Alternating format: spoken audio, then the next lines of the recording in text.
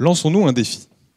Essayons d'estimer la valeur du deuxième violon du meilleur ami du secrétaire de Chopin.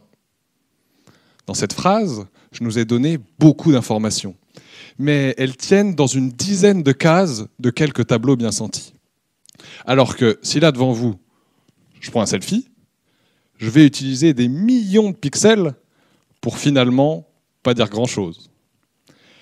La grande différence entre ces deux exemples, c'est la structure.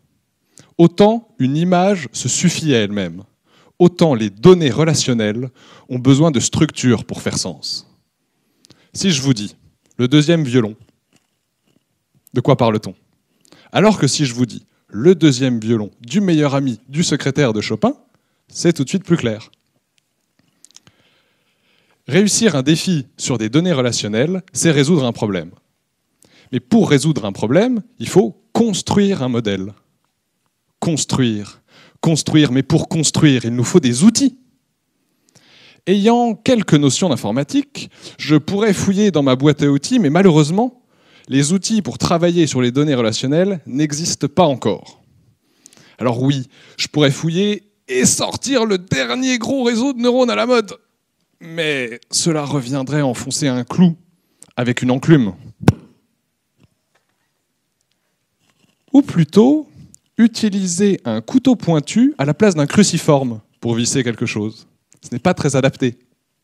Alors oui, des fois ça va marcher, mais la vis est mal serrée. Des fois on ripe et on se blesse. Pour éviter de me blesser, j'ai décidé de construire la boîte à outils parfaitement adaptée aux données relationnelles. Et pour modeler cette boîte à outils, j'ai décidé de créer un monde dans lequel tous les problèmes que je me pose s'expriment et donc se résolvent simplement.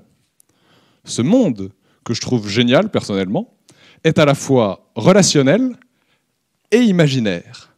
Appelons-le le monde relationnaire. Une fois ce monde construit, tout ce qui nous reste à faire, c'est traduire les problèmes que nous avons vers ce monde relationnaire. Et en informatique, cette traduction, ça s'appelle la compilation.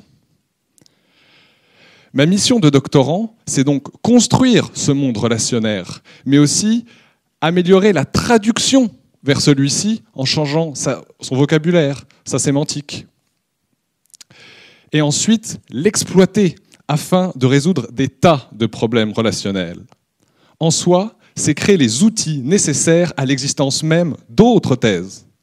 Et qui sait, peut-être qu'ensuite, l'une d'entre elles réussira à estimer la valeur de ce fameux violon.